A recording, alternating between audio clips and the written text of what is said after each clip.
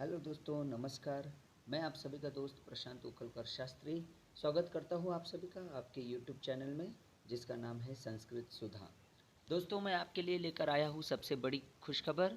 जो भी छात्र PA2 एग्ज़ाम या अर्धवार्षिक परीक्षा की तैयारी कर रहे हैं, उनके लिए संस्कृत ही नहीं बाकी सभी विषयों के प्रश्न पत्र CBSE बोर्ड के द्वारा रिलीज़ किए गए हैं। उन प्रश्न पत्रों को डाउनलोड करने की लिंक मैं यहाँ नीचे डिस्क्रिप्शन बॉक्स में दे रहा हूँ। आप सभी दी गई लिंक पर जाकर सभी विषयों के प्रश्न पत्र डाउनलोड कर सकते हैं और उनका अभ्यास कर सकते हैं। यहाँ हम बात करने वाले हैं संस्कृत विषय के प्रश्न पत्र की। तो आइए शुरुआत करते हैं आज का वीडियो।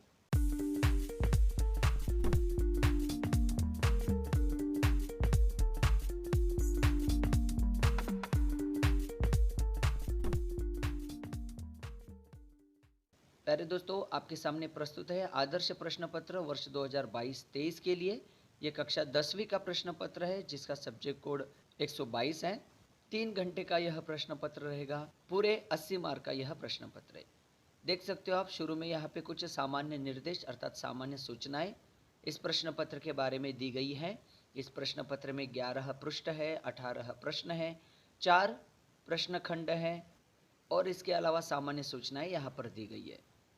फिर आप देख सकते हो प्रश्न पत्र का स्वरूप दिया है। इस प्रश्न पत्र में जो 4 खंड है, उसमें पहला पठित अवबोधन 10 अंक का, दूसरा रचनात्मक कार्य 15 अंकों का, तीसरा अनुप्रयुक्त व्याकरण का 25 अंक का तथा चौथा पठित अवबोधन का विभाग 30 अंकों के लिए पूछा जाएगा। क खंड में 10 अंकों के लिए अपठित अवबोधन का एक यहाँ पर परिच्छेद दिया गया है। इस परिच्छेद को पढ़कर आपको प्रश्नों के उत्तर लिखने हैं। आप देख सकते हैं इसमें एक पदेन उत्तरतः 3 दिए हैं। इनमें से कोई 2 प्रश्नों के उत्तर आपको हल करने हैं। यह प्रश्न 1 अंक के लिए है। पहले प्रश्न में आ भाग पूर्ण वाक्य न उत्तरम लिखत। 3 में से किसी 2 सवालों के जवाब आपको यहाँ पे लिखने हैं और यह प्रत्येक प्रश्न 2 अंकों के लिए दिया जाएगा। ई प्रश्न में आपको इस गद्यांश के लिए उचित शीर्षक लिखना है तथा अगले प्रश्न के रूप में भाष्य कार्यम के प्रश्न पूछे गए हैं, जिसमें क्रियापद, विशेषण विशेष्य पद, पर्याय पद तथा कर्तृपद इत्यादि प्रश्न पूछे जाते हैं। आगे ख खंड है रचनात्मक कार्यम का। रचनात्मक कार्यम 15 अंकों का होता है, जिसमें 5 अंकों का पत्र लेखन आपको दिया गया है। दी गई मंजूषा के सहायता से इन प्रश्नों के जवाब आपको लिखने हैं।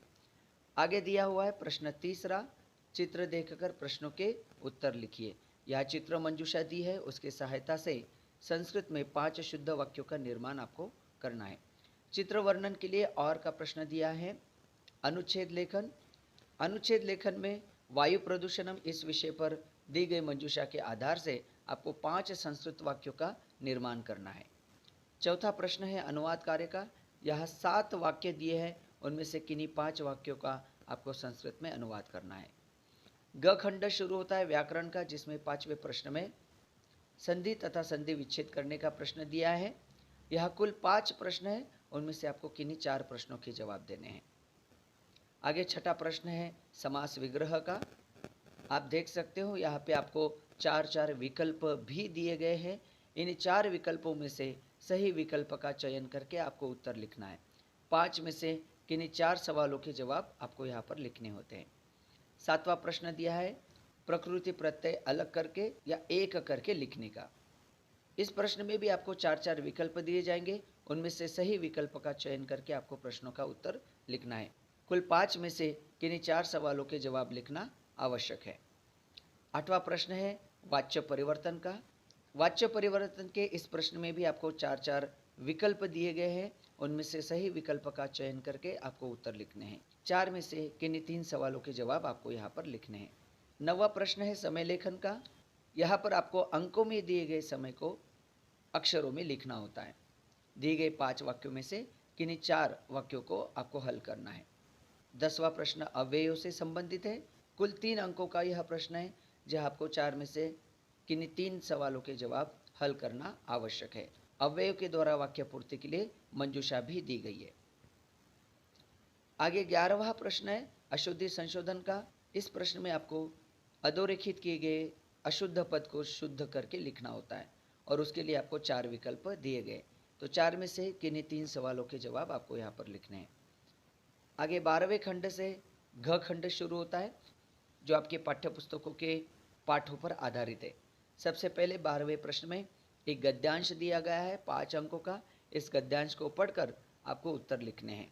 उसमें पहला प्रश्न एक पदेन उत्तरतः, 3 में से किन्हीं 2 सवालों के जवाब देने हैं और हर सवाल आधे अंक के लिए है। दूसरा पूर्ण वाक्येन उत्तरतः, यहाँ पर भी आपको 3 में से किन्हीं 2 सवालों के जवाब देने हैं और हर प्रश्न 1 अंक का है।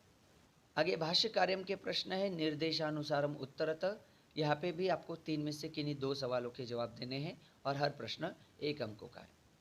और इसी प्रकार का अंक विभाजन 13वें और 14वें प्रश्न के लिए भी है।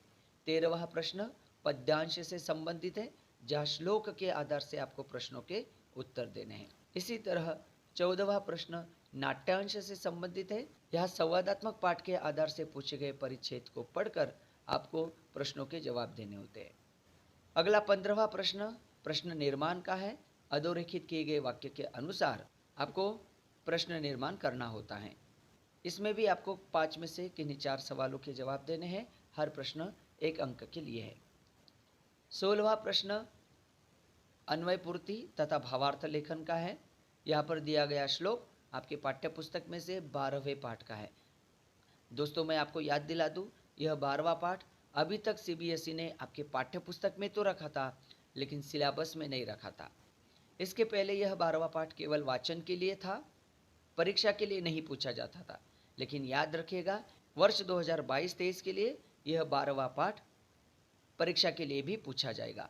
तो सबसे पहले अन्योक्त यह इस पाठ से एक श्लोक यहाँ पर दिया गया है, उस श्लोक का अन्वय आपको मंजूषा के द्वारा करना है। अन्वय पूर्ति के लिए अथवा का प्रश्न पूछा जाता है भावार्थ लेखन का। यहाँ पे 9वें पाठ के आधार से एक श्लोक पूछा गया है, उस श्लोक का भावार्थ आपको मंजूषा के आधार से लिखना है।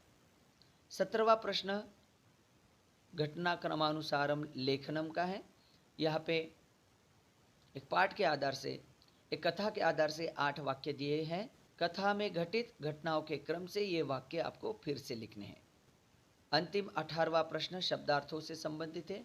इस प्रश्न में आपको अधोरेखित किए गए शब्दों का सही अर्थ दिए गए विकल्पों में से चुनकर लिखना होता है। इस प्रश्न में भी 4 में से किन्हीं 3 सवालों के जवाब लिखना आवश्यक है। तो दोस्तों ये था CBSE के द्वारा प्रकाशित किया गया नमूना प्रश्न पत्र 10वीं कक्षा के संस्कृत विषय के लिए। इसी प्रकार 12वीं कक्षा के प्रश्न पत्र को भी प्रकाशित किया गया है। यदि आप 12वीं के प्रश्न पत्र के बारे में भी और अधिक जानना चाहते हैं तो नीचे कमेंट बॉक्स में कमेंट जरूर कीजिएगा। इस प्रश्न पत्र से संबंधित मॉडल आंसर की भी बोर्ड के द्वारा रिलीज की गई है। मैं आपको डिस्क्रिप्शन बॉक्स में मॉडल आंसर की लिंक भी दे रहा हूं। तो प्यारे दोस्तों इस प्रश्न पत्र को समझिए। इससे संबंधित कोई भी शंका आपके मन में है तो आप कमेंट बॉक्स में कमेंट कीजिए, आपके उन सवालों का जवाब जरूर दिया जाएगा। नई ज्ञानवर्धक बातों के साथ मिलते हैं अगले वीडियो में। तब तक के लिए धन्यवाद। पुनर्मिलामः।